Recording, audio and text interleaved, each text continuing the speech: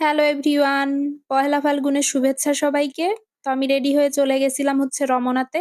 তো রমনাতে ঢোকার আগে আমি এখানে কিছু ফুলের দোকানে ফুল দেখছিলাম। ফুলের প্রাইস খুব বেশি ছিল।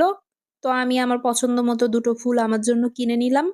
যেহেতু পহেলা ফাল্গুন আর হচ্ছে ভ্যালেন্টাইন ডে একসাথে, এজন্য ফুলের দোকানে খুব বেশি মানুষ ছিল। আর ফুলের দামও খুব বেশি ছিল। তারপরেও নিজের পছন্দ মতো সবাই ফুল নিচ্ছিল। কি করার?